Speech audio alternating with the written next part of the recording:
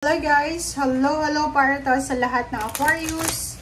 Welcome dito sa aking channel guys. Alamin natin kung anong messages, vibration, gabay energy para sa lahat ng Aquarius.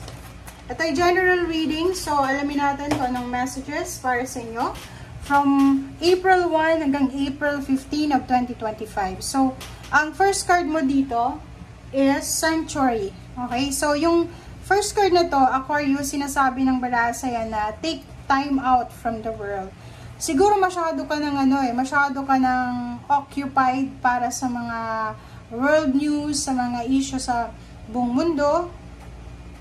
Or siguro nakatira ka sa city or nakatira ka sa lugar na sobrang maingay, sobrang toxic, sobrang magulo, or pwedeng nagtatrabaho ka sa isang company na sobrang politics yung pinag-uusapan or kung ano man. So, dito sinasabi na for the month of April 1 to 15, kailangan mong mag-relax, kailangan mo sigurong bawasan yung sobrang paggagamit ng mga social media, internet, computer, anything. So, dito sinasabi din na spend more time alone, Quaresma, spend time to pray, mag-reflect, and magpahinga.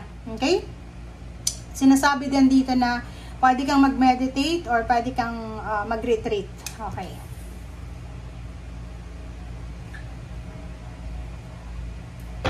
Okay, so dito naman sa second deck, tingnan natin, Aquarius, kung ano ang sasabihin sa'yo ng baraha. Okay, first card natin is all about success. Victory, success, recognition, awards, rewards. So, nakikita ko sa'yo dito, Aquarius, na for the month of April, may posibleng matatanggap ka na recognition or awards or rewards or matatanggap kang good news, appreciation, pwedeng nakikita natin dito yung swerte, good luck and good fortune, prosperity and abundance. And sa usaping financial, nakikita ko na sobra-sobra kang swerte, lalo na sa usaping pera.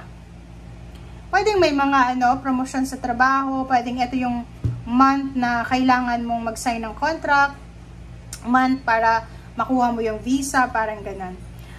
Prince of Cups, nakikita ko sir dito, if you're single, comment down below kung single ka, kasi posibleng merong mga magpaparating sa'yo ng, or mayroong sa'yo magkakagusto, parang ganun. So, sinasabi ng baraha sa'yo dyan na ihanda mo ang sarili mo dahil ang taong ito ay hindi lang relationship ang pwedeng i-offer sa'yo, kundi i-offer niya buong sarili niya, and then financial. Nakikita ko sa'yo dito, meron kang mga agam-agam, worries, anxiety, parang ganon. Natatakot ka, like for example, if tungkol yan sa relationship, gusto mong makipagrelasyon, pero natatakot ka, na parang siguro yung mga experiences mo sa past mo, palagi kang iniiwan, niloloko, ganyan ganito. So, nakikita ko sa'yo dito, Aquarius, na natatakot ka na baka etong relationship na ino-offer sa'yo or trabaho na to na ino-offer sa'yo ay mauwi lang siya sa wala. So, kita ko sa'yo dito na medyo nag-aalala ka. Okay.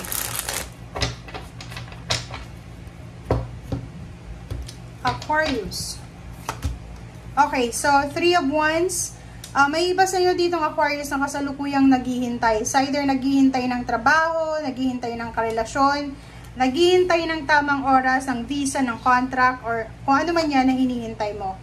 The Emperor, sinasabi ng barahan na pwedeng 3 months, 3 years na naghintay ng pwedeng ma-reclaim yung power mo, pwedeng nawalan ka ng trabaho, nawalan ng pera, nawalan ng karelasyon, na bankrupt, parang ganun. So, this month of April 1 to 15, sinasabi ng barahan na posibleng makarecover ka sa kung ano yung nawala sa'yo. Unti-unti kong makaka-recover.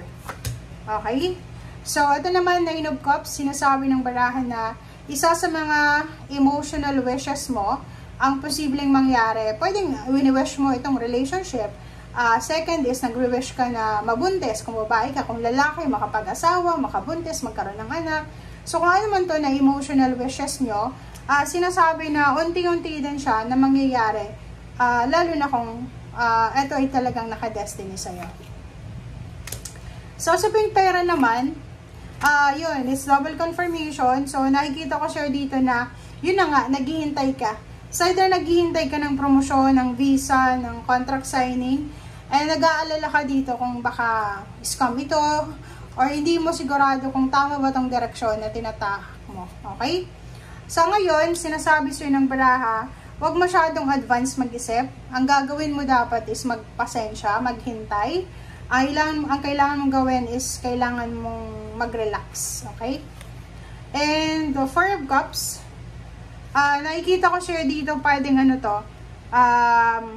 pwedeng may asawa ka, karelasyon na nasa long distance relationship kayo. And naghihintay ka ng mga updates galing sa kanya, pero walang nangyayari. Or parang ang tagal-tagal mo nang naghihintay kung kailan ka magse-celebrate, kung kailan ka talaga sigurado, like yung nag-a-apply ng trabaho, nag-a-apply ng mataas na posisyon, di ba?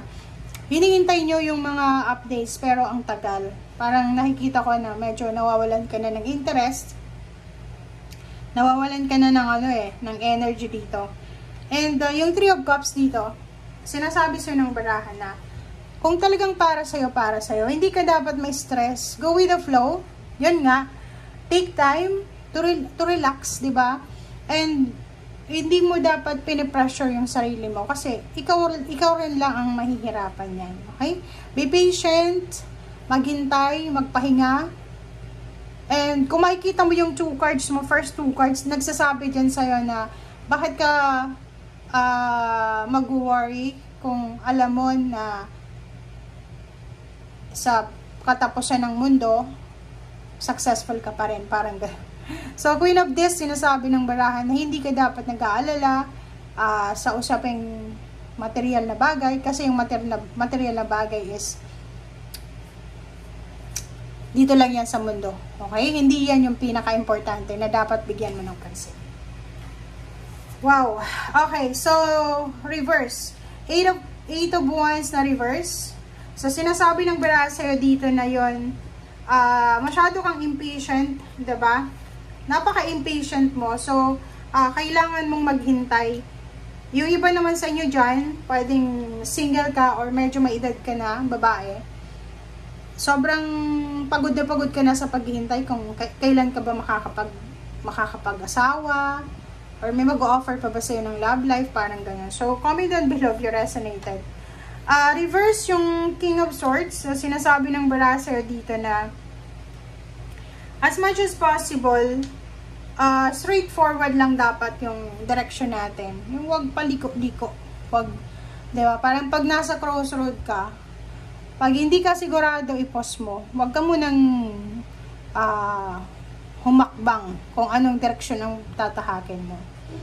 Higa ka muna, upo ka muna. And yun, pahinga. Okay? So, yung financial problems mo ay posibleng makaka-recover ka dyan. Okay? And yung Ten of Swords mo, sinasabi ng barahan na lahat ng emotional problems mo regarding relationship ay ma-overcome yan. Okay? Thank you guys for watching. Bye!